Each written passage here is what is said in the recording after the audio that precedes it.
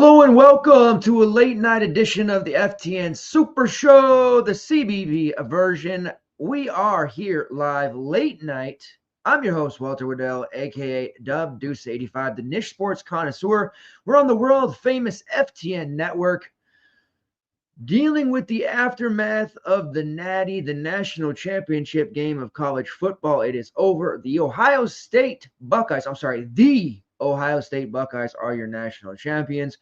We had a hell of a run through the playoffs, the bowl games, all of that, DFS betting props, all of that. It was a great postseason. But we have to take the good with the bad with the good. And I'll be the first one to admit that today was not great for yours truly. In fact, I was wrong on just about every single thing I said. That happens sometimes. I think you guys appreciate, though, the transparency that I provide. We pat ourselves on the back when we do well, but we also look ourselves in the mirror and admit when we have done wrong. A tough one there. I thought Notre Dame would cover, especially late. It looked like we were in a pretty good shape, but Jeremiah Smith, you just can't play man coverage on Jeremiah Smith. Even if you're the best man coverage team in the galaxy like Notre Dame is, you just can't do it. Don't know why they didn't use the running backs. I thought the running backs would catch more passes. Quinton Judkins actually did. Trey Henderson didn't. Sad panda face there, but it's all good. It's all good because we are way up. We are way up from the best college football season we have ever had. We will have the best college football season next year as well. But right now we're in the midst of the best college basketball season that we will ever have. We are in the dog days of college basketball. It's like, think of it this way. During those long summer months of MLB, grinding every day in your stacks, and it's the dog days there, and it's like, man, this is such a grind. We're in it for college basketball. We are pretty much a little under 2 months away from March Madness, tournament selection Sunday, all of that stuff. It's going to go so very fast. You just won't even be able to believe it, how fast this season is going. A lot of crazy things happening. Parity is reigning supreme. We love parity. Makes every game truly winnable for both sides. I think we're in store for a really crazy tournament as well. I can't wait. We're starting to see who frauds are, who is the real deal, but that'll flip on its head here in the next couple of weeks. And teams like Gonzaga, who are habitually in the tournament and historically always make the Sweet 16, are suddenly looking a little susceptible here in the WCC. All right, if you're new to the show or you're a veteran, please hit the like button. That helps so much. You guys have been doing a fantastic job with that. Any interactions, likes, comments, questions, concerns, reposts, retweets, and the like will all help the show a tremendous amount. That is how you can do so. I do appreciate that very much. We are going to be going game by game, the tried and true format that we do, covering our thoughts on each. We have a 9-game slate on DraftKings, but looking like an 8-game slate here. I'm not quite sure what DraftKings is going to do. Utah versus Houston. There's some weather issues there in Houston, the state of Texas, I suppose. Trouble abound there in the Lone Star State. And they've moved the game. First, they moved it to 3 o'clock PST on Tuesday. That's what DraftKings did, but apparently as of this morning, they moved the game. Houston did, and the administrators moved it to 3 p.m. PST, 6 p.m. EST on Wednesday. So that theoretically means we should not have that on the slate. That takes it from a 9-game to 8-game. But DraftKings, they're struggling. I mean, they must be struggling. They had the college football payouts. I don't know what the deal is, but they've left that game on the slate, and now it's showing for Wednesday. I do not think this will be a 2-day slate. I sure hope it won't be. That'll be kind of lame.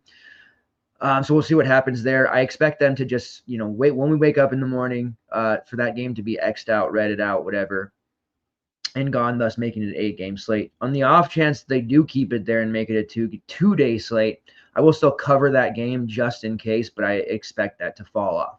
We also have a 10-game night slate that we're going to be able to play as well. Not going to go into detail on that one here, but there will still be projections for both as usual, and there will be a write-up/slate breakdown in content form for the subs on ftnfantasy.com for this slate right here. This slate is significant. There is a lot of fun things on this one. the big tournament that they have been giving tickets for and qualifiers for over the last few weeks. A lot of our members have been stacking those tickets. It is the $11, what they're calling half court shot on DraftKings, $10,000 to first, 3,208 entries. A very top heavy tournament, as you can imagine. 10K going to first place, 2,500 to second, 1,000 to third, 500 to fourth, and 250th or $250 to fifth. After that, it falls down. If you're a top 10 finisher there, you're going to get $100. But you know what? We're chasing that top heavy payout. And this is an interesting slate. Let me tell you, there are several games that appear to be rock fights, lower scoring. There is a Alabama game on here. As we know, Alabama versus Kentucky, 1 million total that was. Purdue's on the slate. UCF is playing Iowa State. Like, there's just a lot of projected rock fights here, but there are teams that can definitely take advantage of their matchups, and we're going to find those on this slate. So with that being said, let's hop into this one here and start off with Mississippi State versus Tennessee. The Vols are 6.5-point favorites, total of 140.5. Now, I still really like this Mississippi State team. I was really hyping them up after the non-con and into conference play here. They have a really good squad here under Chris Jans. They did take a tough, close home loss to Kentucky, and they got their doors blown off on the road against Auburn without Janai Broome. But they did take an overtime win over the weekend against Ole Miss, 84-81, and they really stifled arguably one of the hottest players in the conference, and Malik Dia held him to only 8 points, 2 rebounds. He played just 18 minutes. Really good performance overall. Mississippi State did get Riley Kugel back. Kugel played 30 minutes off the bench in that one, had a hell of a game, 21 points, 3 rebounds, played arguably one of the best games of his season, possibly even his career. Tennessee, a very tough opponent on the road here. I am, as much as I like Mississippi State to be a contender for the tournament and to possibly even win a game or two, I am being very cautious with them after what we saw against Auburn. Tennessee is definitely not Auburn in terms of depth and what they can do, but Tennessee is definitely a top 5 team in the country. I don't think there's any arguing that, in a very tough environment for the Bulldogs to come in here. So I'm definitely being cautious and careful with that Mississippi State team. They do have some fairly priced players here, and we have some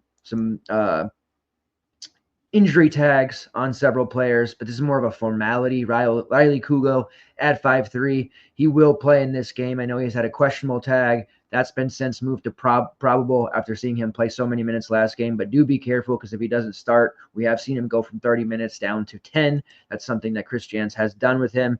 And then Claudell Harris was also at the beginning of the week here, just earlier today, had a questionable tag. He's been since moved to probable, so I'm not expecting any of these Mississippi State guys to miss time, but we will monitor that, of course, because we're in a part of the season where guys have bangs, cuts, bruises, all of that stuff. People are feeling the grind, and we're seeing players miss games for these various ailments in the norovirus, whatever it's called, ripping through many locker rooms. There's been a lot of ailments, sickness, all kinds of stuff. We saw Dylan Harper. He was playing so sick he could barely move.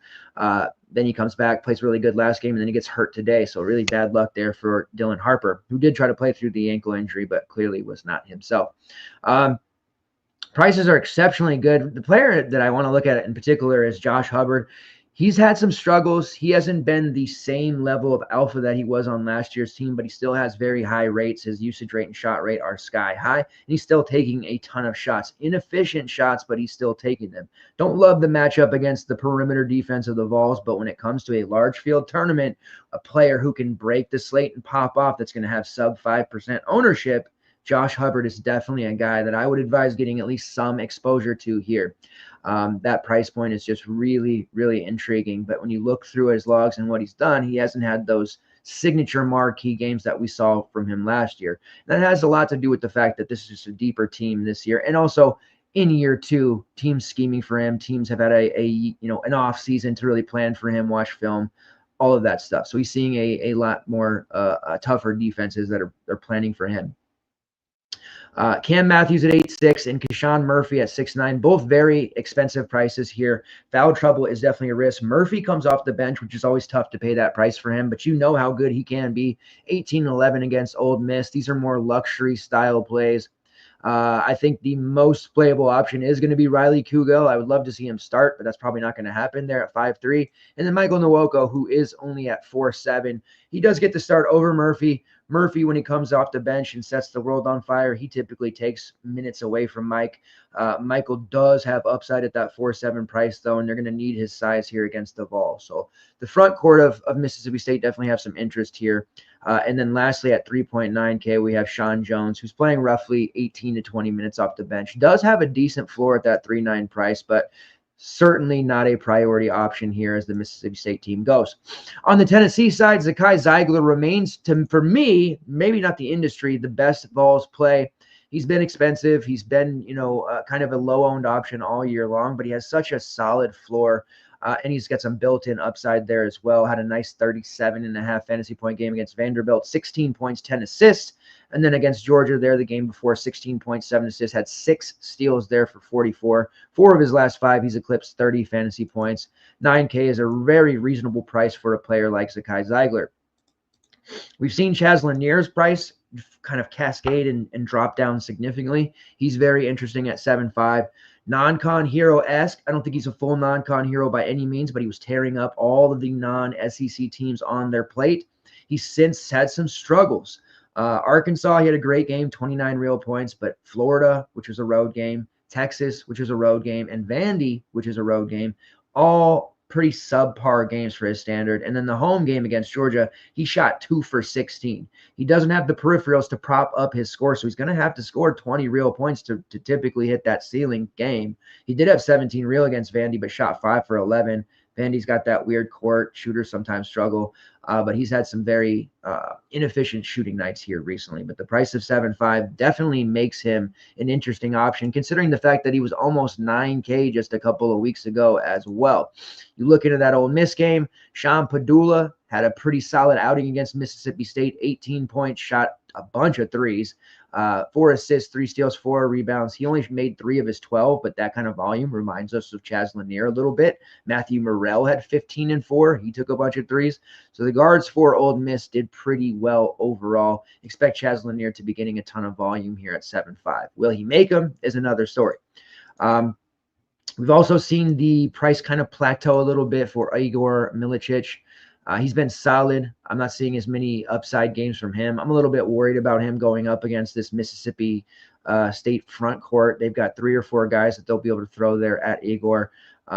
Home game, at least feel a little more confident with him, but I think fouls are going to be a big factor in this one, and I don't want to get too far involved in any of those forward options, especially in a main type lineup, which I'm not even sure I'm going to run. I think I'm going to run a bunch in the 11, and I don't even know if I'm going to quote-unquote have a main for this particular slate.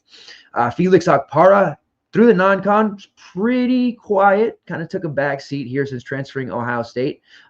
In the SEC, he's kind of had the opposite effect of Chaz Lanier. He's been stepping up, obviously coming from Ohio State. He has a lot of experience against higher-tier competition, and he stepped up in big ways when he's needed to. 4 block shots against Vanderbilt, 16 real points. Let's put it this way. If he's scoring 16 real in any game, he is absolutely assaulting the slate and his price. The game before that against Georgia, only 4 real, but 7 rebounds, 3 blocks, 9 rebounds, 3 blocks against Texas, 7 rebounds, 3 blocks against Florida. He has had really large games here recently in SEC play. Price has come up. If he was like 5'1", I'd be probably all over him at this point. 6'1" is definitely a decision point. Also because of the fouling risk there with the front court of Mississippi State. But I would feel more comfortable playing Felix over Igor at this point. I know that's probably a little bit odd to say because Igor's been so good this year, but I do think Okpara has got some juice for this game. We did see Jordan Gainey 2 games ago absolutely blister Georgia, 19 points. Did it without hitting a bunch of threes. He only made 1 3, but he got to the foul line 6 times, made 6 of 12. A lot of attacking the basket there for Gainey. We kind of expect him to be more of a shooter type, but he really did a good job attacking there. He's priced at 5.7 now still because of that game. Did play 33 minutes against Vanderbilt. We're seeing heavy minutes for Gainey as a secondary option. But he is not a very high upside play here at 5'7". We're not talking about 4'9", 4'8" like we're accustomed to seeing him. It's a little bit expensive there, kind of like DeMarco Dunn of Penn State was today when he hit that 5K mark after a big game. A little bit leery there of a play like Jordan Gainey. Would rather play Jemai Meshack, but I'm probably not playing him either. But Meshack for the discount there, playing 24, 25 minutes.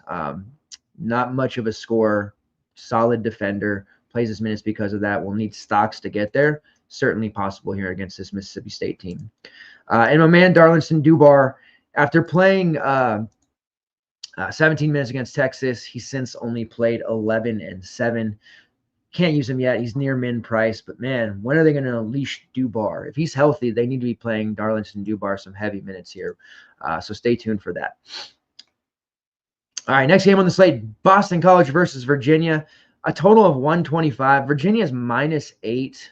That's a real nice bait line there. What I mean by that is, how could I ever bet Virginia -8 against anyone? Yes, it's Boston College. They're not particularly good, but Virginia has not been particularly good either. They're 8-10 record this year, and they've lost their 5 of their last 6 conference games. Ken Palm does have it 67-60. And again, Boston College, not particularly great either under Earl Grant. They are 9-9, have lost 4 straight, but they did give a pretty solid game to Syracuse, but they've gotten blown out in 3 of their last 4 losses. So a little bit of a, like I said, a bait line here, because I don't believe Virginia's 8 points better than anyone, but I'm also not very confident in Boston College here. But I do feel like a sprinkle, a smattering, a smidgen, if you will, of BC +8 is probably the right move, at least on paper. For Boston College, the top plays have been Donald Hand and Chad Venning. Donald Venn, a very solid guard, but I hate this matchup for him against Virginia. Not probably paying that 6'9" for him. Chad Venning had a really big game against Duke. He was not intimidated whatsoever. 19 points, 3 rebounds, 3 blocks. The fact that he hit 30 without rebounding very well is nothing short of miraculous, but he was very efficient. He got a lot of inside buckets, and he scored a bunch, priced at 7K. Virginia's front court, a little different than Duke's, maybe not as athletic, but I do foresee Chad Venning struggling on the glass once again, and I would be leery of using him as well. Clearly the top 2 options talent-wise on BC right now, but they're priced accordingly. We do have some injury designations here. Elijah Strong did miss the game against Duke. He is considered a probable for this one. It was an illness. I don't know if it was the norovirus, but it is going around. And that's the kind of thing that if it is, it rips through a locker room. So be, aware that some of the other players may be sick. Might see somebody randomly out. We'll see. But I do expect Elijah Strong to be back. Do like Josh Beadle a little bit here at 5'1". He has been solid, playing some pretty big minutes as a starter. But again, this Virginia game, not really anything that we want to get too heavily involved in. We did see with Elijah Strong out, Roger McFarland play 38 minutes against Duke. He did only manage 18 in that time at 4'6". Probably not the type of play we want to be looking at there. The minutes are nice, but again, just not a really great spot. On the Virginia side, it's been tough sledding, trying to pinpoint Virginia plays from a DFS standpoint. My man, Jacob Coffey, who we really want to do well, the Washington, Mr. Basketball from last year. He's had starting opportunities. He's been given, kind of the keys a little bit at times, but he is still a freshman. He is a young man. He's still very raw. He gets into major foul trouble, and against Louisville, he managed just 9 minutes. Against SMU, he managed just 18 minutes. They're going the wrong direction. He is intriguing at 4'8" if he were to continue to start, and this is a bounce-back buy low spot for him against a very beatable Boston College team, but this is going to be a really tough spot to trust without him starting. Looking at the game against Louisville, they went to Blake Buchanan fast. They went to Isaiah Sharma, the other freshman, pretty fast. Those two both played more than Jacob. Buchanan's actually looked pretty good the last 2 games after he lost his starting gig to Jacob. We saw Day-Day Ames out there for a lot of times, 27, 28, 29 minutes. He hasn't been very good. And then Andrew Rode, Elijah Sanders, and Isaac McNeely have been kind of the most steadiest plays. So we'll see if Coffey continues to start. If he does, 4'8", but we don't trust him necessarily to get that many minutes. It's kind of almost a hot hand situation here with Blake Buchanan, who did put up a massive 11-point, 15-rebound effort against SMU in a close loss, putting up 40. And that seems that he may have earned some additional minutes there. Isaiah Sharma, the freshman off the bench, he did have a start against Stanford a couple of weeks ago. He's priced at 4K. Not a lot of upside there, but he can eke out close to 4X there. It gives us some salary savings perhaps. And then you have Day-Day Ames there at 3.9 as well, playing starter minutes. Did have 18 against Louisville, fantasy points-wise, not real points. 4 points, 2 steals, 2 blocks, 4 assists. That type of game can be replicated again here against BC. I actually like him. That's probably the most I've liked him this entire season. And I do feel like he could be main team worthy based off of those minutes that he's going to get against a BC team that he probably will force some turnovers against.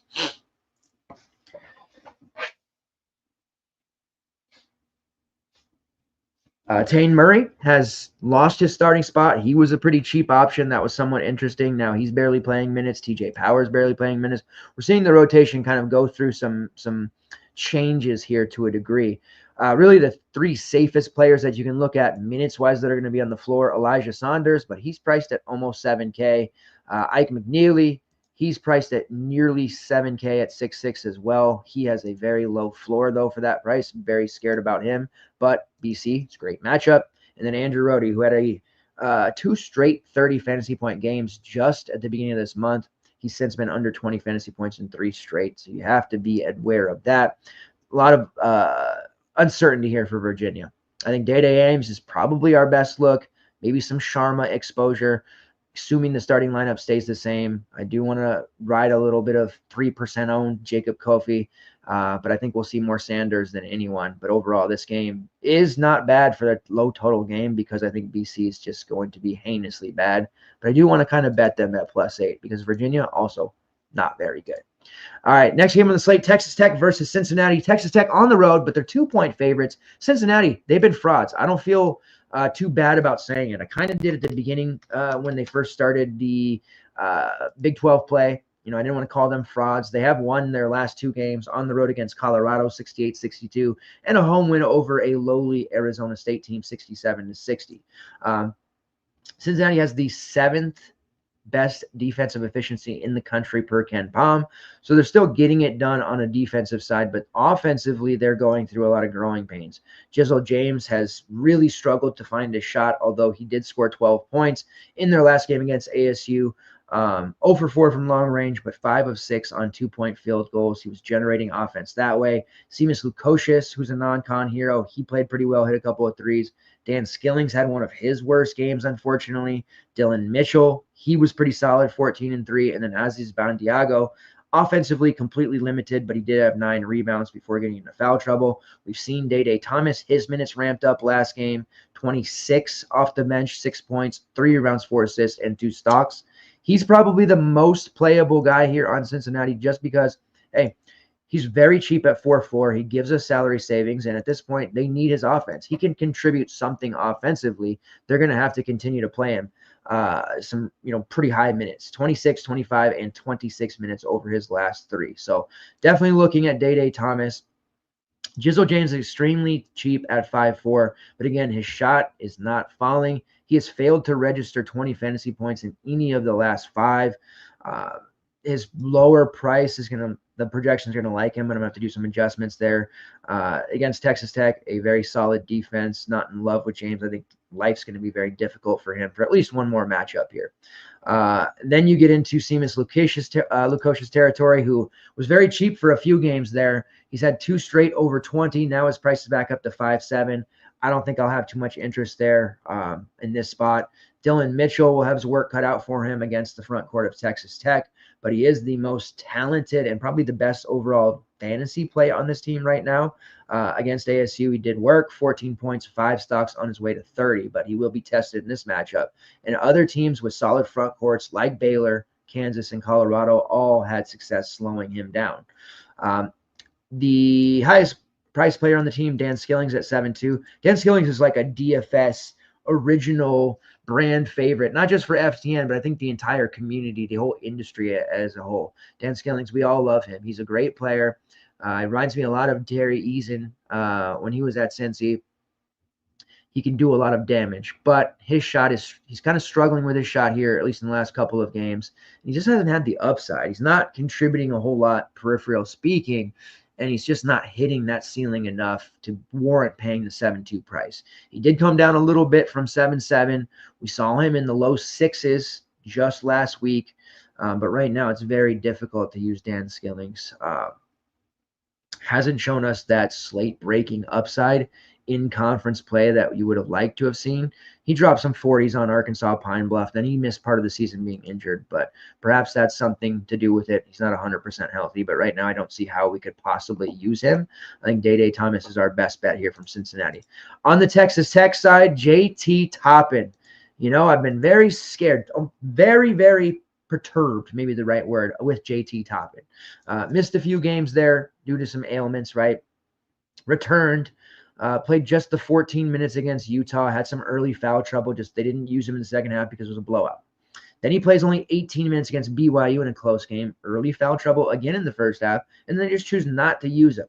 It was like, okay, maybe there's some health issues. He's not 100%. But then he proceeds in the extra period against Iowa State in a close 1-point loss to deliver an 18.9 rebound masterclass. And it's like, okay, JT Toppin's back. However, then he plays only 15 minutes against Kansas State, re-aggravating something, and then it seems like, wait a minute, can we actually use JT Toppin? Against a very good Arizona team, he put up 20 and 16 in 26 minutes. I don't know if it's we're getting sucked back in opportunity here, if he's good to go, if there's going to be, I'm really skittish on JT Toppin right now, but at 7.7K, we have to consider him one of the top 5 options on the slate, regardless of who they're facing. Yes, it's a hostile environment. Yes, Cincinnati's defense is incredible, but JT Toppin has some incredible rates across the board. He can put up a massive number, fantasy point per minute number as well. He only really needs 26 to 28 minutes to pay off here, but I am dreadfully afraid of what's going on with JT Toppin. Like to see him string together 2 games in a row of him putting up some big numbers before I stick my toe back in the water there. And also, Darian Williams is dealing with an ankle injury, so they need Toppin at his best, and they're going to have to play him a lot of minutes. So 7.7, great price for him. Darian Williams, probably not so much, dealing with the ankle issue, even if he plays. We have gotten some price adjustments here on guys like Elijah Hawkins and Chance McMillan. Both of them are solid, but far from necessary. And then you do have the value pieces in Federico, who has really stepped up whenever Darian Williams or JT Toppin has dealt with an injury, an illness, or foul trouble. Federico has stepped up in those minutes, 20 to 25, and produced at a high level. He was even in the starting lineup there for a while without Toppin, throwing down some 40s against the likes of Oral Roberts. So a lot of talent there for Federico. 5.1's a fair price for him, depending on what's going on here with Williams and Toppin. The youngster Christian Anderson continues to play heavy minutes. Played 34 against Arizona, 29 against Kansas State, 27 against against Utah. Off the bench at 5K, a little more spendy than you'd like for a bench value piece, but he's definitely a heavy part of their rotation. He's kind of pushed Kevin Overton down the pecking order a little bit. We saw Overton go from playing mid-20s minutes to now under 15 in back-to-back games because of how well Anderson's playing. Also, the fact that Toppin's back at his best as well. Possibly. So Overton's nice at 3.7, but we can't really count on his minutes right now with the way Texas Tech's rotation is going. But stay tuned for news there about Darian Williams. If he's any kind of limited, I don't think he's going to miss the game by any means, but we'll have to wait and see. Next game on the slate here is Butler versus UConn. UConn 13-point favorites, total of 143.5. UConn getting a lot of, not hate necessarily over the weekend, but people don't like to see dynasties. I'm kind of the same. You're probably the same. Outside of people living in the Midwest, you probably hate Kansas City Chiefs. You don't want to see them win again. Looks like they're going to be back in the mix. Duke, when they were winning all their titles, people don't like dynasties. Lakers in the early 2000s when they were winning all their titles, it was fun to hate on them, even though we come to appreciate what Kobe and Shaq did for the sports world. And now Connecticut looking for a three-peat. That's likely not going to happen. When they lose games, people just drill them. And they did lose a home game to Creighton 68-63, and they just took it in the shorts all weekend long there by their detractors. It's their second loss in 3 games, one of which was a road game, 2-point loss to Villanova. Inexcusable, but it's okay. They're 13-5. I will say, and I've been adamant about it, I don't feel the same as I felt last year. Coming into the season, I felt Connecticut was going to repeat. They had the roster for it. They looked scary. They had, all the pieces into place. I don't feel that way with them this year. I do think they'll still dance. I do think they have a chance to be a Sweet 16 team even here, especially if Liam McNeely can get himself healthy. But this is not a team that I expect to three-peat, and they're going to be susceptible. Home game against Butler is a good get-right opportunity for them. Ken Pom has it 80-69. This Butler team is fairly dreadful, so not a lot to talk about there, and especially since UConn's defense is still fairly stout overall. Pat McCaffrey remains probably my favorite Butler play just because I know he's going to play every single minute possible, somewhere between 35 to 36, so we know he's going to be on the floor. He has put up 20-plus fantasy points in 3 of his last 4 as well, so there's a perceived floor there for him. Jamil Telfort is still a little bit expensive for me. He was $9K, which was an absolute no-fly zone. Now he's down to 8.2. I think we need to see further drop there from him. Same with Pierre Brooks, who's sitting at about almost 7K, coming off a big game of 19-4-4 against Seton Hall. No real interest there for me. And then you have the various value options, the Colby Kings, who's been in and out of the starting lineup, Finley Bizjack, who's been in and out of the starting lineup, really struggling with his shot, and then Bowden Kapke, who had a really strong start against Creighton. Hit a couple of threes and actually finished with 13 points, 3 rebounds, 3 assists, but then came back down to earth a little bit. However, his price is now 4K. As a starter, I suppose it's okay, but really the Butler side just looks wrong on all accounts. UConn definitely have some interest here. Liam McNeely did get his walking boot off here recently. Don't expect him to play still for at least another week or two. And then Alex Caravan is considered a game time decision for this game against Butler. So we're going to have to pay close attention here to the news on UConn. Without Caravan, that could be a really, really, big value point for us there, depending on how that shakes out. Now, Caravan, he did miss a couple of games in late November, early December. They did at that point have Liam McNeely still around, so there wasn't really a lot of changes there. Jalen Stewart did slide into the starting lineup for him. That's what we've seen with Jalen Stewart sliding in for McNeely. So without Caravan, we might see Jaden Ross again, the Jaden Ross experiment starting back up. Probably not too much Aiden Mahaney in the starting lineup. And I don't think we'll see Terrace Reed and Samson Johnson on the court together. So they'll be real light if Caravan can't go. Jalen Stewart's there at 4.4. I do like him quite a bit without Caravan, not as much with. He played 30 minutes against Creighton. Definitely had a solid game. It's the second game in his past 3 that he scored at least 10-plus real points. So he's got that going for him, looking to be a little bit more aggressive. Jaden Ross, who did get that start, was it against, I believe it was Providence game, played only 12 minutes. He struggled. He hasn't been much of a fantasy option, but the options dwindling down there depending on that Caravan news. And then Ahmed Noel made his, after missing about a month and a half of the season, played against Villanova, 6 strong minutes, 9 minutes against Georgetown, just 3 against Creighton. These are all very prayer-esque type value plays that we really don't want to look at. And I don't feel too confident in them, even if one of them starts, because it's tough sledding. I think what we see is the usage condensed down to maybe 2 or 3 players, and we want to go to that direction instead of trying to guess on Jaden Ross, Ahmad Noel, or Aiden Mahaney. Although I am comfortable playing Jalen Stewart, who is priced there at 4.4.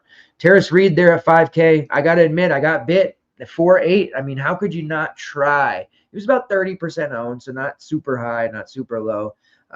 But, of course, foul trouble hit him against Creighton.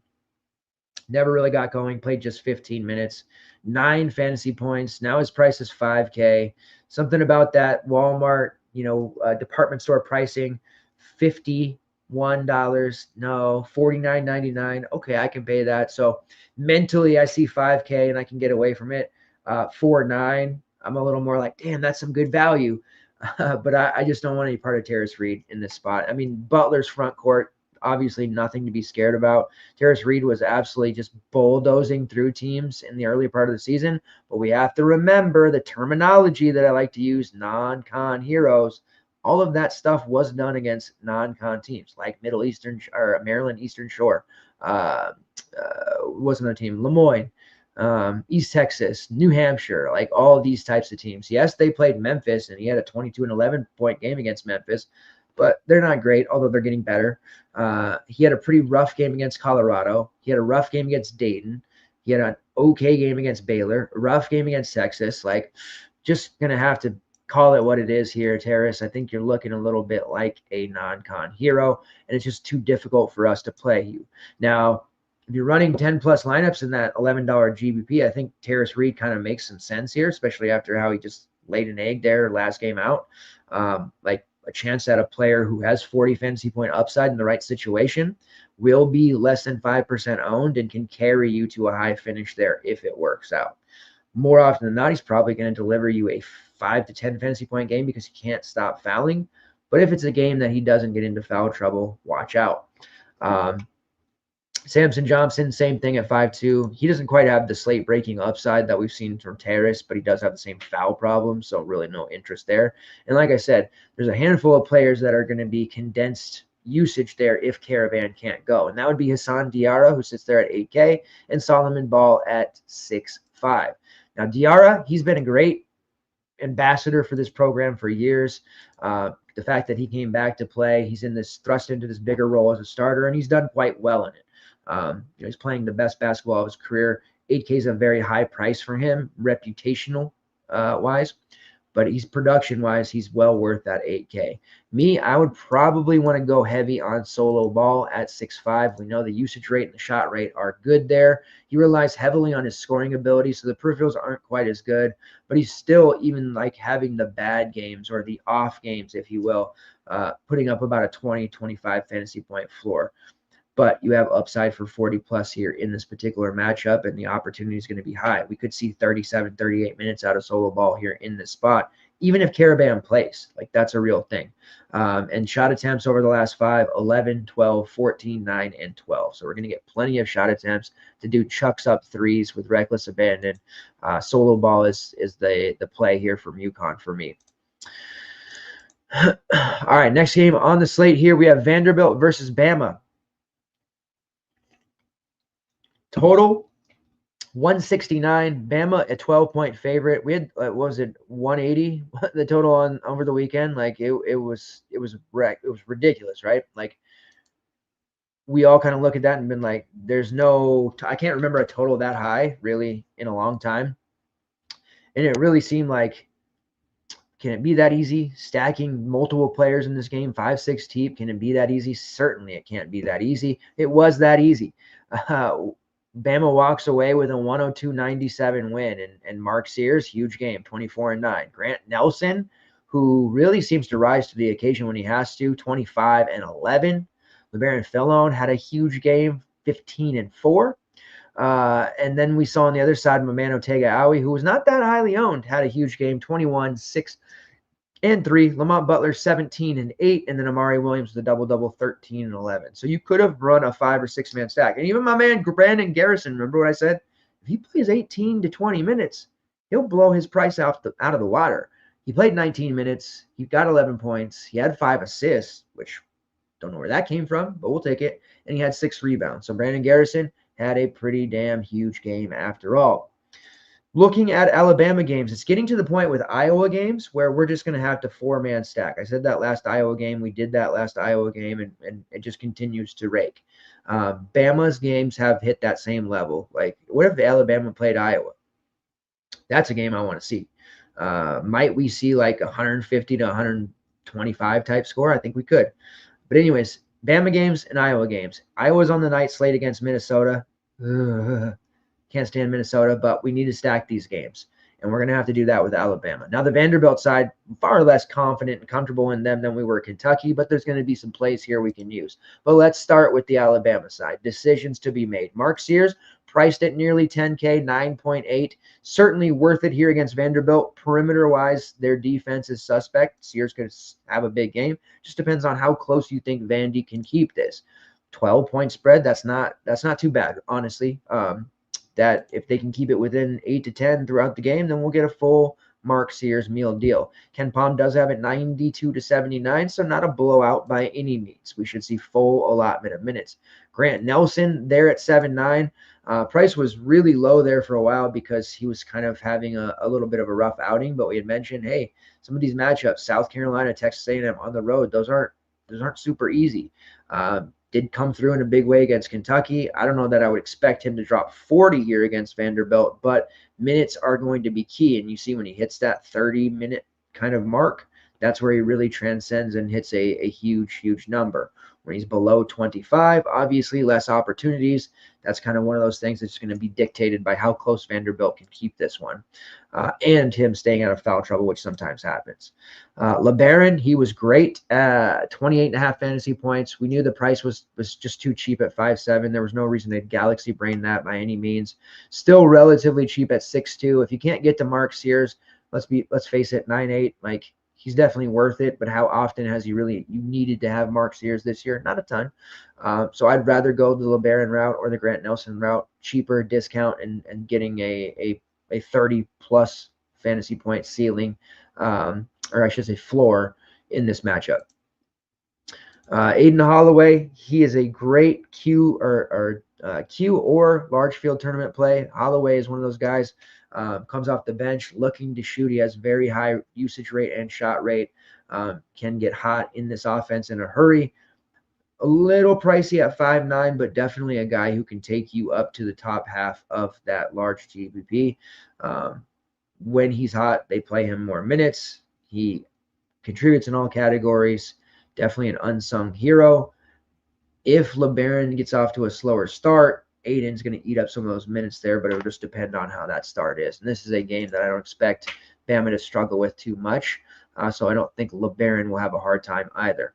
Cliff Omarui there at 5.3 continues to start. He's actually been playing pretty well. 25 minutes against Kentucky. We thought that would happen because, hey, they need that size. They need to handle this Kentucky front court.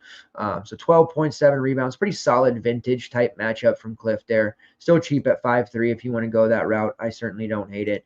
Chris Youngblood, who played 35 minutes off the bench against Ole Miss because LeBaron struggled so bad in that game. Played 23 against Kentucky. I think he settles into about 20, 25 minutes. He's 5K now. He's probably not much of a play for me, but definitely a guy who's going to see opportunities there in that second unit. We still have a questionable tag on Darian Reed. If Reed cannot play again, expect Mo Diabate to absorb those minutes like he has been, playing 12 to 15. Diabate is just a freak. He only needed 14 minutes against Kentucky. 8 rebounds, 3 assists, 8 points. Put up almost 25 fantasy points there before fouling out. Diabate is such a stud waiting to happen. Next year, if he stays with Bama, he's going to be an absolute nut. You think Terrace Reed's fantasy point per minute number is amazing? Wait till we can see a second year Diabate. Fouls are always going to be a problem for him, but he does not need a big opportunity here minutes wise to hit a huge number. 4.8, he's definitely in GPP territory. You don't want to ignore him fully. On the Vanderbilt side, they've dealt with guys being in and out of the lineup. That has been a kind of an all-year thing for them. They've definitely got a team capable of being competitive. Mark Byington is a great coach. He did so good for James Madison for so long. JMU was 32-4 last year. He had a lot of success at Georgia Southern in the latter half of the 2010s, 3 straight years there, winning over 20 games. So he's definitely a guy that can coach, and he has them off to a 15-3 start. You probably didn't even know that because it's Vanderbilt, not a lot paying attention there. But he's got them playing at a very fast pace. They're 33rd in tempo, top 70 defensive efficiency, top 40 offensive efficiency. Like, this isn't the Jerry Stackhouse Vanderbilt team, kind of that slow-paced, lackadaisical defense, rotation changing all the time, not because of injuries, but because Stackhouse is apparently bored. Byington actually has a plan in place, and they 2 straight games that probably nobody gave them credit for to win or any chance to win. 66-63 over South Carolina, 76-75 over Tennessee. The Vols game was absolutely magnificent, the way that they were able to go out and win that one on their floor. Jason Edwards was phenomenal, 18 points, 3 assists, 2 rebounds. AJ Hoggart had 6 assists. He was a very good floor general. It was overall just a really balanced attack. Devin McLaughlin had 8 points. Jalen Carey had 14 and 10 off the bench. There's just a really kind of team mini Michigan State aspect to this Vanderbilt team here, which isn't great usually for fantasy purposes. What's nice about Jason Edwards, he's clearly the best overall scorer and fantasy option on this team, but it was hard to peg because he's coming off the bench, sometimes playing 11 minutes, sometimes playing 30, had a couple of ailments, some injuries, but he played through. But he started the last 2 games, and coincidentally, they've won those last 2 games. Now, he did start the first 5 to 6 games over the course of the first month of the season, then moved into a bench role, but 25 and 30 minutes in those starts. He's been solid against 2 really good defenses. Now he gets to face an Alabama team that's going to give up a ton of points. So Jason Edwards definitely has to be on our radar here, and he's only priced at 5.9K. I would stop short of calling him a must-play by any means, and if he was not in a starter role, I wouldn't necessarily even be all that interested. But as a starter, knowing he's on the floor there, likely to get that 28 to 30-minute mark, he's definitely going to be considered one of the Commodores' top overall plays at 5'9". This is a matchup that suits him very well. Jalen Carey is up to 6K now coming off the bench. He's had some pretty nice games here in conference play. He had a 14-8 performance against LSU at the beginning of the month, had that 14-10 performance against Tennessee. He's had some solid 20 fantasy point games here against the likes of Mississippi State. So definitely a guy to look at 6K here against Bama. Not normally a foul risk, but certainly a concern there. I think the 6K price, it's a little bit tough. You're getting that high end, end of the streak production where you're buying in late. This is kind of a disaster zone. I don't think I like using him here in this spot. In a large field situation, right? If I have endless amounts of lineups in the $11 like some of the community members do, then yeah, I want to get some Jalen Carey because he's definitely shown some upside. There's going to be a lot of rebounding opportunities here in this matchup. Nobody on the team above 7K. AJ Hoggart at 6'7", probably the safest floor there. Should be able to amp up and get closer to 32, 33 minutes. Puts him in definitive our player pool for sure. Devin McLaughlin started out as a really big stud in the non-con. He's since cooled off, but he's still getting a bunch of minutes. Rebounding numbers are great for him as well. His scoring has taken a dip, but he's definitely able to put up a good score at this matchup because of the great rebounding numbers that he has. Overall, a 22.4% defensive rebounding rate and a top 20 offensive rebounding rate of 16.2%. Not a lot of consistency there with his scoring, though. And we saw him at Boston College, kind of had those ups and downs as well. Carey, McLaughlin, both solid GPP looks. Edwards, Hoggart, more of your main team looks. Tyler Nickel down there at 5'2", guard forward eligibility. Logs will prevent people from looking in his direction, but this is a matchup where I think he can absolutely excel in. A lot of opportunities for him, more so than a guy like MJ Collins, who just doesn't do it for me. He'll have a random one-off game. He's only priced at 4.2, so I think we'll see some ownership there, but just not a lot there for me personally to like. We did see Grant Huffman. He's overcome whatever had him on the injury report, playing about 12 to 15 minutes right now. We've seen him start as well. In a starter's role at 4K, he would certainly be intriguing. Coming off the bench, not a lot of interest there, so we'll kind of take a wait-and-see approach there on what this Vanderbilt starting lineup will be. Being that the Houston game has been moved to Wednesday, the slate now starts at 4 p.m/7 p.m. instead of 3:30 or 3, I believe it was. So we'll have all this news for these games here because majority of them start at that 4 p.m. window. Last player to talk about here at 4.6, Chris Mannion. He was real good in a previous life. he hasn't quite worked out here for Vanderbilt, but he's definitely a very good basketball player. At Cornell, he was an efficient scorer for many years. He does have one of the top 25 offensive ratings in the conference right now. Also has a 7.2% block rate, which I'm not sure where that came from. Those are on smaller opportunities, but his block rate has never been higher than 2. So he's getting that in, and he has a steal rate of almost 5.8% as well, which is 7th best in the country. So Mannion getting it good, getting it done, but he needs to see more minutes. That hasn't happened, and it's been in smaller doses. If we get closer to 20, 22 minutes from him, I think he could be a pretty solid look here. Bama's a good pace. It's a good spot, a good matchup. We just don't know what his minutes will actually look like here. At the moment, I have him forecasted for 18, which just isn't quite enough there for me to get moved onto using him. All right, let's move on to the next game here. Ohio State versus Purdue. Total of 141.5. Purdue 10-point favorite. Ohio State, they are a frustrating team, huh? I don't know what the deal is with Bruce Thornton, but he's like borderline unplayable. Now, he did end up with 30 against Indiana, and that was a game that got away from them, and they had an overtime. And he put up a late 30 against Wisconsin, but he's priced at 9.4, and he's had some really horrific first half performances. He hurt me like real bad a month ago, putting up an 18 at 8.8. And since then, I haven't gone back to him, and I haven't felt bad about it either. The emergence of other options here has taken offense away from Thornton, but he's still scoring. He's scoring a bunch, in fact. 18 plus real points in 4 straight games. But what's kind of gone away is the fact that his assists, his stocks, his rebounds, they're just almost non-existent at this point. He'll have some one-offs, but he's not doing enough, peripheral speaking, to pay off this high price. He'll score 20 real. That's great. But at 9.4, we need more. We need other things to happen. And he's just not really worth it to me, especially not in this matchup against Purdue. We will have to monitor the news on Devin Royal, who did miss their last game. He's officially questionable for this one. That's about 30 minutes gone if he can't go. Pulling up the last, it's going to be skewed, but let me pull up Ohio State's last box score. It was an overtime game. But all right.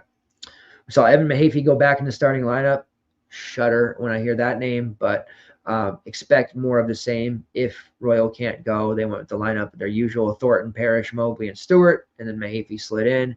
Keith Gluffer off the bench, Aaron Bradshaw, Colin White. Then we even saw the freshman 7-footer Ivan Negovian play 13 minutes in that one. So that was a little bit of a different thing there. Still not seeing a lot of Aaron Bradshaw. So really just want to stick to the starters. I'm not even that interested in Keith Gluffer at this point. Parrish really did us a solid in that last game against Indiana. We know perimeter players versus Indiana is the ticket. 31.5 there. His price has jumped to 6.1. Not as an interesting matchup against Purdue, but definitely still a better option to me than Thornton just because of how involved he is and the discount that we're getting. Mobley was super chalky last slate. Hit 22, 3 and 3 in 36 minutes. Just couldn't miss. 5 of 11 from downtown. His price has jumped up from 4.7 to 5.8. Mobley has projected well pretty much all season, but he's had some really kind of just bad games as he goes through his freshman wall. But you can see what kind of upside he is there. Without Royal, they're going to need his offense once again, and they'll need it anyways here against this Purdue team. So not that interested at 5.8, but you know what kind of upside he has, and he has shown that to you now. Really can't get behind using Sean Stewart anymore. Didn't have a whole lot. Was thinking about using him against Indiana, but there was all that news that happened, and we did some shifting and shuffling and moving around. But he's just stuck at 20 minutes. It doesn't matter if there's a guy out. There's not a guy out. He's playing well. He's not. He's going to get 20 minutes, and that's that. So not a lot of interest in Sean Stewart these days. I think, if he has a big game, so be it. More often than not, he's not going to have much of an outing. And then Evan Mahaffey there at 4.1. I mean, if he's going to play 30-plus minutes, you have to consider him, but he's really bad at basketball. I should say actionable basketball, meaning can do things that affect us positively in the box score, putting stats on the table that matter. Not so great at doing that. He did have 18, 3 blocks, where the blocks came from. That's not really his game. 5 rebounds, had 5 points, 18 fantasy points. At 4-1, you'd take that. So we'll see what kind of news develops there with Royal. On the Purdue side, Braden Smith's at this point where if you can fit him, you play him. Brooks Barnheiser has fallen out of that, play him if you can fit him. He's going to have to go under 9K at this point, although he had a nice second half in their last game. Cam Jones is still technically there, and he's on the slate too, but that floor game he just had, that was real scary. We haven't seen a true floor game from Braden Smith. We saw a couple of blowouts in the non-con where he played 26 minutes. So yeah, he had a technical, bad game by those standards. But in competitive games in conference, we're not seeing him have those bad games. They blew the doors off Nebraska by 30 plus. He still put up 38, 39 fantasy points. They had an easy win over Rutgers, still put up 50. Northwestern, not very competitive against this Purdue team. He put up 43. My Huskies, they gave him a little bit of a scare. They ended up winning by 11, but we were in it for a while. Lucky for him, the Huskies can't score for shit without Great Osabor. But they did win by 11. He played all 40 minutes. He put up 40. And the Oregon game, it was mildly competitive there. 40 minutes, 36 fantasy points. So he just doesn't have down games. So if anybody's going to be worth paying up almost 11K for at this point, it is Braden Smith. Tomorrow on the show, I'm going to share my screen and start working through some projections and showing you guys that stuff. I wasn't quite prepared to do it tonight, but I think that'll be a welcome addition to the show. But just for an example here, Braden Smith, 40 minutes, if we assume he's going to play 40 again. He has the last 2 games. Why wouldn't he a third time? Almost 45 fantasy points. It's about 4.2, 4.3x. That's a nice wad of points to have in your lineup there. Ceiling, I have his max at 65 in this spot. Probably, that's not a bad range. 45 to 65, you'll take that. That's probably worth trying to find the salary to play Braden Smith. Trey Kaufman-Renn, he's had some real nice games here in conference, dominated against the likes of Nate Biddle in Oregon, Great Osabor in Washington, and Berkey and the Nebraska Cornhuskers. 3 straight games over 33 fantasy points. He's a really great Robin to Braden Smith's Batman. He does have foul issues. I'm not particularly worried about Ohio State's defense anymore. I used to be really worried about Thornton and the perimeter defense of Ohio State. I'm not anymore. And I'm certainly not worried about the foul machines that they have down low. Now, TKR has been a fouler himself, but his offensive skill set is going to be way too advanced for the Ohio State front court defense. So I do expect TKR to have a pretty nice game as well. After those guys, it gets a little more complicated. I think Fletcher Lawyer is priced a little bit high. He has those games where he gets hot, but more often than not, you're looking at a 20 fantasy point per game player in the 5K range. Anywhere there, I'm happy to use him if the slate calls for it, but at 6'2", not so much. Kind of learned our lesson on Caleb First, although he did have a big game against the Huskies, which was comical. 32 fantasy points, but he followed that up against Oregon with just 8. So kind of difficult to use him, especially when he's above the 5K range. He is getting a ton of minutes, had foul trouble against Oregon, but I'm just not sure I can consciously use a 5.3K Caleb First. He's played a lot better this year. He's looked like a different player. It only took him 5 years, 4, I guess. But man, that's just a real tough one for me to get behind. And then we've seen CJ Cox. He's taken the starting spot. They tried, a couple of options there, right? Miles Colvin wasn't quite ready. Jakari Harris, very limited offensively. Camden Heide, thought Heide was going to break out this year. Hasn't happened. But Cox had that just monster 5 of 7 shooting from 3-point range game against Nebraska. Turned some heads there as he put up 41. People chased that one to oblivion. Didn't work out. I think at 4.7 he's back in play, especially in this spot.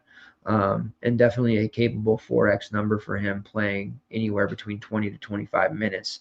Higher end, though.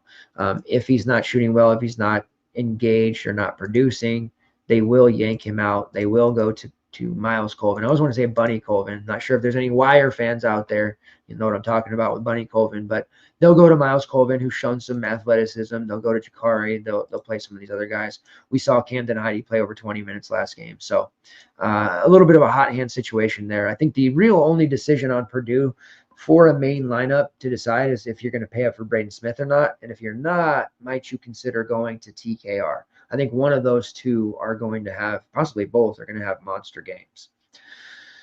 All right, let's move on to the next game here. We have 2 left on the slate, technically. UCF versus Iowa State, total of 152.5.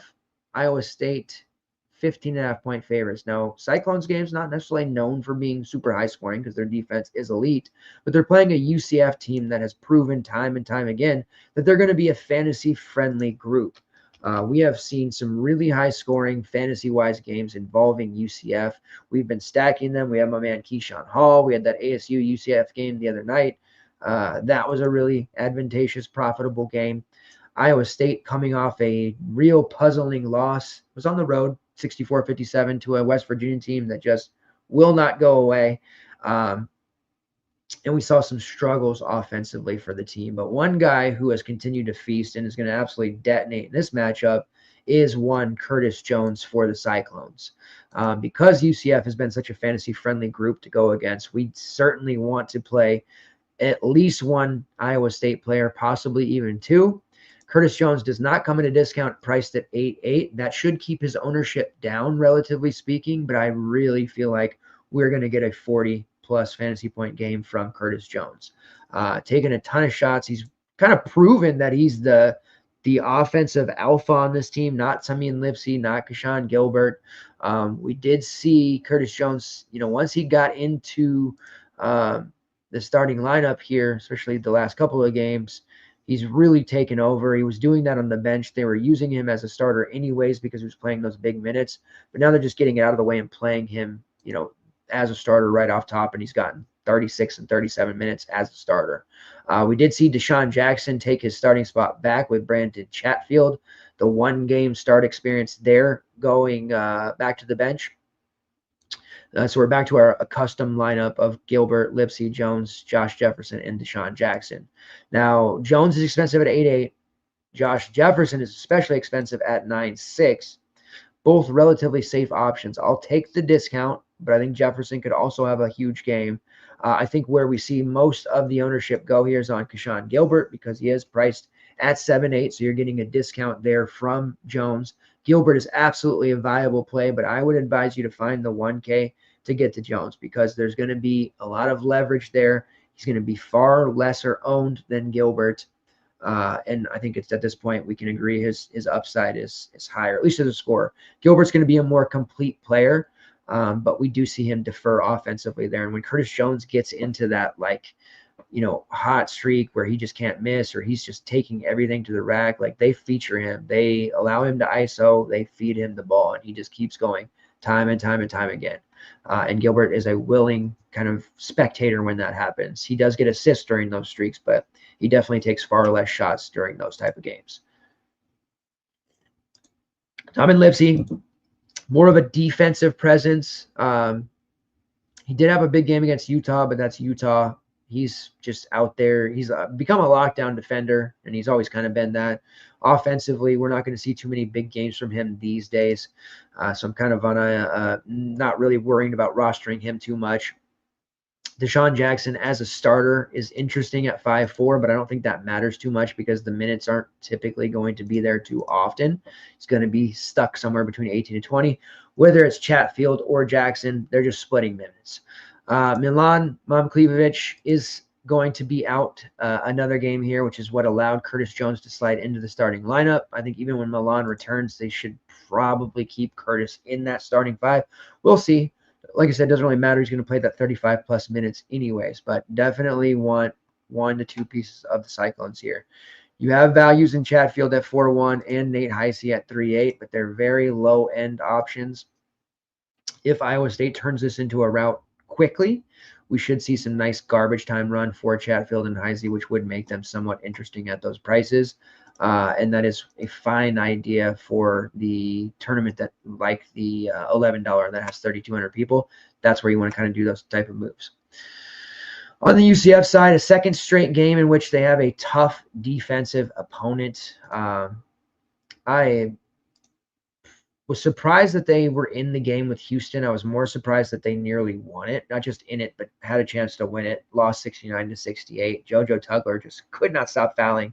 Keyshawn Hall predictably had a rough game. He did get 11 rebounds, but offensively couldn't get anything going. Mo Tiem, the freshman 7-footer, 18 points, 5 rebounds, 3 blocks. He gave them a lot of trouble.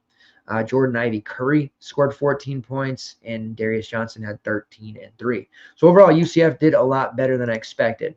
Another tough matchup against Iowa State. My man Keyshawn Hall, after the huge game he gave us against ASU, his price obviously at 10-2 was laughably high. We couldn't get there.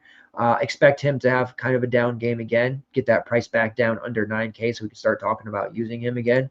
I do like him a lot. I think he's probably like one of my top 5 favorite players this year. He's become that important to me. They play TCU, Kansas, and BYU in their next 3, all more fantasy-friendly games. So there will be plenty of opportunities there to use our guy. As far as any of the playable options against Iowa State, I know the tendency to look at Mo Tiem and be like, damn, he put up this huge score before he missed a game against Arizona. He had 10 rebounds, 8 points, 24. Like, he's doing a lot of damage here. But the Iowa State front court with Jackson, with Jefferson, they body people, and they're not to be pushed around. And I know Tiem is probably used to pushing front court players around. Once JoJo Tugler got into foul trouble, Juwan Roberts, he's more of a not a finesse player, but he's comfortable kind of floating around, right?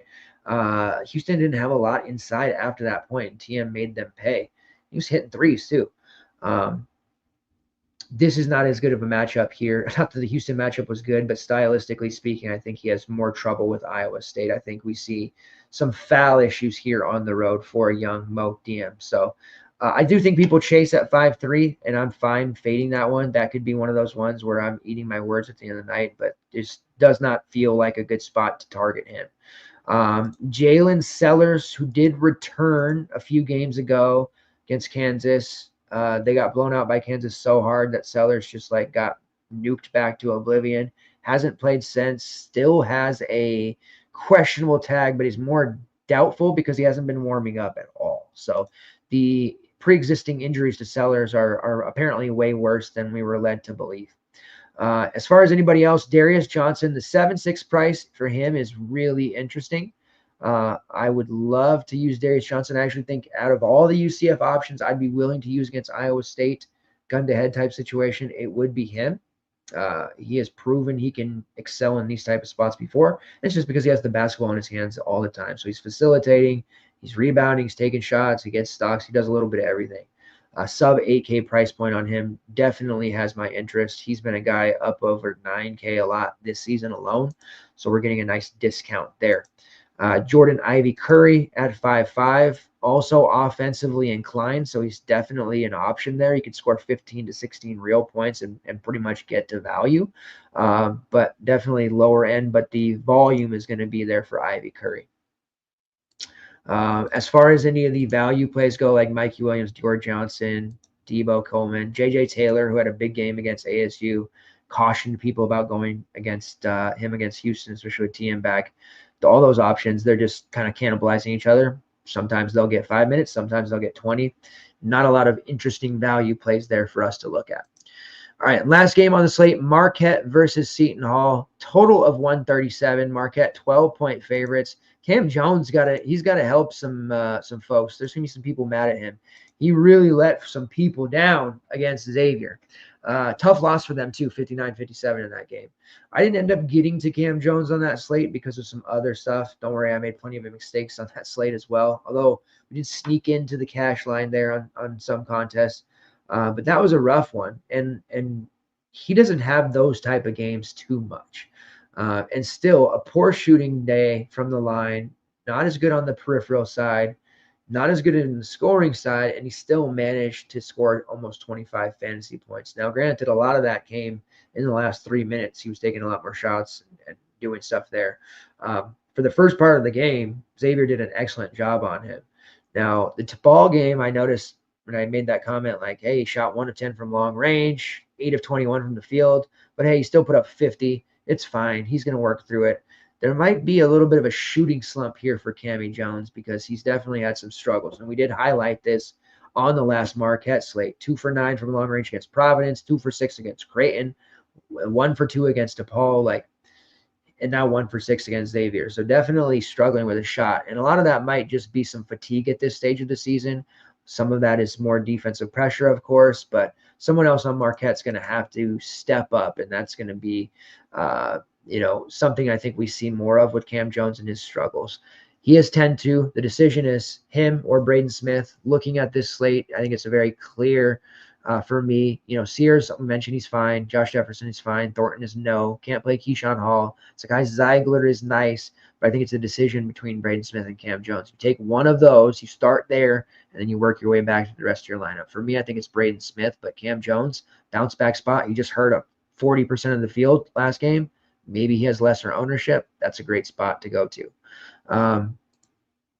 We know, I've said it at length, Marquette doesn't use their bench much. So if Jones is struggling, David Joplin is somebody who has to step up, who's priced at 8.5. That's an uncomfortable price for me, but he has put up 35 plus in back-to-back games. Chase Ross is up there at 7K.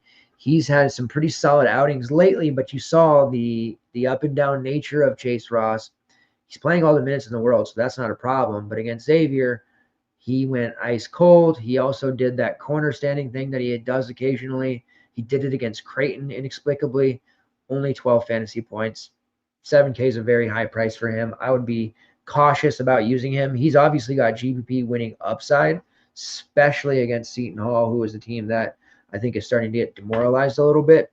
But overall, I think Chase Ross is probably the third best player on this team and the best defender. But he is just a really tough play to get behind. Steve Mitchell, I'm almost never using. I'm happy that his price is up there. I don't want it to drop. When it was 7-1, I don't have to think about him, but he is a player that definitely steps up at times. The volume is there. Took 11 shots against Xavier, only made 2 of them, but he's getting a heavy volume. And a lot of that has to do with the fact that, again, Marquette's just not using their bench whatsoever. And then the last starter in the group, Ben Gold, he had an absolutely awful first half. But in the second half, he was grabbing every rebound possible, 13 rebounds there. His price has shot up from 4.9 to 6K. He's not playable at 6K. Anytime he's priced at 5K or below, you can use him as a strong high floor value play. But at 6K, that's just not going to happen. On the Seton Hall side, we saw some changes within the lineup. Not even with the lineup, but the rotation, I should say, because Garwi Dual was kind of left for dead, right, in the last few games. A blowout ensued against Seton Hall. St. John's absolutely wrecked them, 79-51. But Dual off the bench played 28 minutes, had 6 steals, 3 blocks, ridiculous. 3 assists, 3 rebounds, and 8 points. Put up a huge score. Godswill, Arihan, and Jassim Felton all played big minutes off the bench as well due to the blowout. Chance Jenkins, Emmanuel Okafor, all of those guys lost out on minutes because of that. And I think this will be a closer game than what they just had against St. John's, but if Cam Jones is hitting, it won't be by much. The starting 5 that they rolled out, it was slightly different. They went with Felton 2 games ago. Then this time they went to Scotty Middleton. If that holds serve, it'll be Isaiah Coleman, Prince Oligby, Scotty Middleton, Chance Jenkins, and Emmanuel Okafor. Bench pieces being Garwi Dual, Godswill, Arihan, and Jaheim Felton. David Tubeck played 15 minutes last game in the blowout. I have a rule of never playing David Tubeck, so we don't have to worry about him. Felton, he's 3-4. If we think that he's kind of locked into this 20-minute role right now, certainly an interesting look. Somebody who can give us 4x, create some salary savings. I will drop my Walterisms, Dubisms, whatever you want to call them, less about what the actual score he gives us, more about the salary savings of what he provides and the other guys that he can bring us to our lineup. So think that way of Felton. Dual is there at 4-5. He has played 20 plus minutes in back-to-back games. Is it safe to go back in the water here? Might he jump into the starting lineup? See, he phased his way out so quickly after being a starter. He's so inefficient, so ineffective, so inconsistent. but he had 9 stocks against St. John's, which is why he scored such a high amount. 4.5K, unless he's starting, I'm not interested. I'm not chasing that. If he does it again, good on him, but there's no way. Prince Oligby, 5K, 27 minutes as a starter. He got into foul trouble against Butler. That was tough. I do think he's an option here against Marquette. Early in the season, I had pegged Marquette's front court as a DVP spot. Defensively, they really showed up and held serve, and that didn't really kind of materialize. Recently, we're seeing their front court start to wear down a little bit. So I do think guys like Oligby, Middleton, their rebounding numbers can exceed here. I'll be looking at some props for them later, but those two options at 5K and 5.6 are absolutely in play here. Dylan Adewusu has been dealing with a foot issue that did cost him the game against St. John's. We'll keep an eye on him there. He hasn't been practicing from what I've read, so I don't know that he's going to go. And then Chance Jenkins did leave the game against St. John's, which is why the opportunity for Dual to play more minutes in the second half at least, due to a hamstring re-aggravation. So he has an official questionable tag here.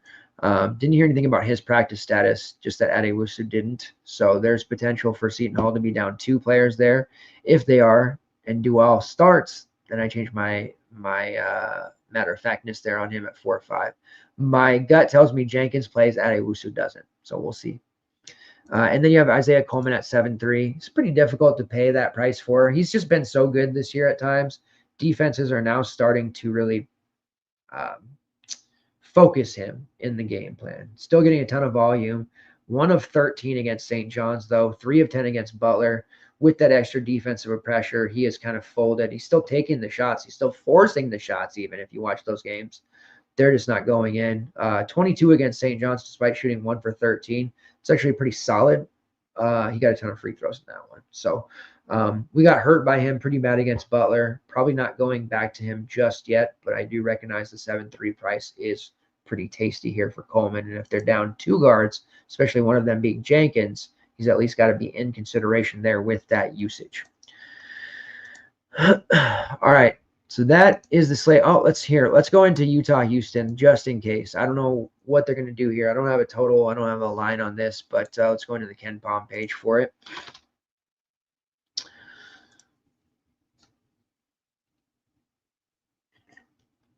So 76.58 is the Ken Pom projection there. Utah, really, there's 2 players that we can look at that are values. Jake Wallen, who has been starting, priced at 5K. Have used him the last couple of slates. 3 straight over 18. He's playing 28-plus minutes in each of those 3. And then Keanu Dawes. He played 21 minutes against Oklahoma State, 23 against TCU, 30-plus in back-to-back. He's a younger player, has all the athleticism in the world. Blame Adam, one of our editors and super community members in the Discord, asked me, put the jinx on when he said, is Keanu Dawes going to continue to play 30 minutes? And I was like, why wouldn't he? And of course, he played 10. Didn't have a great game in the 10, but he did put up almost 12 fantasy points. Right now, his fantasy point per minute number and his rates are great. If we think he gets back into the 20-minute range, he could put up a huge number, but then we have to factor in that, it's Houston. That's not great. I'm not in love with this matchup. What can he, really provide there? If it turns into a big blowout, I like his chances of having some second half run there as well. 4-5. If you look at, I'm going Utah and look at Keanu Dawes highlights. Dude's awesome. Like, he could win a college all-star dunk contest right now. And Ezra Azor at 6'3", put up 40 against BYU. 2 of his last 3 over 27, but he will be tested here against Houston. No Gabe Madsen, no Mike Shravovitz, no Miro Little. Just none of those guys are interesting. Hit Gabe Madsen under 16.5 points. Yes, Caesars gave us a 16.5 point prop on Gabe Madsen the other day. Easiest window trip of our life. We'll keep an eye out for what the prop number there is when this game actually, when we have lines on it, when it's decided it's going to play. Wednesday at 3, but DK's got to decide when it's going to be on the slate. But if we get any props on Gabe Madsen where his point total is anything north of 12.5, 13.5, it's a generational wealth opportunity to take the under. I want to be clear about that. Houston, we can take a Houston mini stack against this Utah team. Juwan Roberts is the highest priced at 7-1. Milos Uzan and Manny Sharp, both 6'4" and 6'8". Like those options. LJ Cryer at 6'2", more of a scorer. Not as keen on him, but definitely have some interest. JoJo Tugler, he's been dealing with foul trouble, so he's dropped in price down to 5.5. He only played 12 minutes against UCF, struggled. Mo TM was owning him. Not a great look, JoJo, but I do like his chances against Houston. If he stays out of foul trouble, we're looking at a potential 30-plus fantasy point game here for Tugler. He didn't play much in that game. That allowed Javier Francis to come in and go absolutely bazooka. 16 points, 10 rebounds against UCF, 31. It's the third game in those last 5 that he's eclipsed 22. Francis was the starter early in the season over Tugler, but he didn't offer a lot. Very low usage, low upside play. Tugler was just absolutely dominating, but now that Tugler is going through some struggles, Francis has taken advantage of that extra time, and he's done well. Don't think we'll see a flop in the starting lineup, but Francis has clearly got himself some additional minutes here with the way he's been playing. Priced at 5.1, certainly interesting. I actually like him more off the bench, believe it or not, because if it turns into a blowout, we're going to see more run for him, but he's playing extremely well right now. As far as the other values, Milik Wilson and Terry Arsenault, this would be a decent spot to go back to them. Arsenault's all the way down at 4K. He only played 10 minutes against UCF because the game didn't turn into a blowout, and they went with a little bit of a bigger lineup, and he just never really got in. In this situation, I would imagine we see Terry get closer to 20 minutes again, maybe even 22, 23. Would absolutely be one of the top values on the slate at that point at 4K. But I don't expect this game to stay on this slate. But that's the quick rundown of Utah and Houston. All right. So tomorrow on the show, I'm going to definitely do some screen sharing stuff, see how that goes with the projection sheet, with the pricing on DK, just to kind of give you some visuals instead of just having to stare at my face. So that's what I've been thinking about doing, and we're gonna roll that out tomorrow. Let's get on a core here. By the way, Flory Badunga, isn't he awesome? Got the start for Kansas, just went all over the place. Absolutely love Flory Badunga. I am ready for the rest of this year to be officially Flory Badunga season. All right. So I think core for me, like starting out, Braden Smith or Cam Jones will go at the tippy top. It's going to be Braden Smith. Now, again, I don't know that I'm going to run just one like main lineup. I think I'm just hitting that 11 and running a bunch of alts and trying to see if we can win this thing. But if I did have a main, Braden Smith would be, I think, the start of that. So Braden Smith as core play numero uno. After that, it gets difficult because I also want Curtis Jones, but I know I just can't plug in all of these expensive guys. So we'll go down and put core play number 2 as Jason Edwards of Vanderbilt at 5'9", especially if he continues to start. If this is another start for him, as I would imagine it to be, I think Edwards is definitely the one to score and get into it with Mark Sears. So core play number 2, Jason Edwards there. And then core play number 3 and possible posh play of the day, because I'm curious to see if his ownership balloons at all, and I don't think it will, but on UConn, Solo Ball. If Alex Caravan ends up out, we'll see a lot more ownership push towards Ball's way. But looking at the potential roster they have left without Caravan, Diarra, Ball, Samson Johnson, Terrace Reed, Jalen Stewart, Aiden Mahaney, Ross, and Noel, like Diarra and Ball are going to have all the shots that they want. Solo Ball may very well shoot 25 times against Butler here without Alex Caravan. So recap, Braden Smith, Jason Edwards, and Solo Ball. You've got a guy at 10.5, one at 5'6", and one at 6'5". So plenty of salary ranges there. Sorry, 5'9" on Edwards. I do want to try to work in Curtis Jones. If it doesn't work out, then I'll gladly go Gilbert, but I am going to try and kind of build that 3-man core with Curtis Jones in the mix and see how that shakes out. We have value opportunities here for the Virginia guys. Mississippi State has some cheapies with Riley Kugel if we believe he's going to get more time. Tennessee still has some cheapies. We have, several options we can look to here. And even if we wanted to go with a more semi-balanced or full balanced approach, you could just fade Braden Smith up top and load up a bunch of those Curtis Jones type plays along with Solo Ball Grant Nelson, LeBaron, all these different mid-range guys, JT Toppin, all look pretty good in that type of build as well. All right. Let's give some best bets, and then we will get out of here. I have two in particular. Let me just make sure that they're not off. Wake Forest -1 versus North Carolina. Hey, North Carolina's look good. Don't get me wrong, but they can't defend the post. And they lost at home to Stanford. Granted, there was some late heroics by Stanford, but Maxime Reynaud absolutely destroyed them. Wake Forest, they've got some bigs. Efton Reed. Could Efton Reed have his first good game in like 2 years? Definitely possible. But I do like Wake Forest -1 against North Carolina. I think that they take care of business here. And then I do like Missouri +2.5 versus Texas. Texas is good, but Missouri, man, they're a dark horse team all of a sudden to maybe win the SEC. Probably talking crazy, but they suddenly look very, very good. So Missouri +2.5 versus Texas. Wake Forest -1 versus North Carolina. Those are my two best bets. Feel very confident in those ones. We'll have several others in the Bet Tracker and in the Discord there tomorrow. And then a full Prize Picks and Underdog rundown. We'll have at least a 3-pick power / flex play for you in the Prize Picks Pick'em room. And then also a few other betting stuff and the projections, all of that good stuff. So lots of fantastic content coming your way, article-wise, picks, and projections along with the show here. Appreciate your guys' continued support. You have been awesome. Lots of positive community engagement and support here with the Super Show.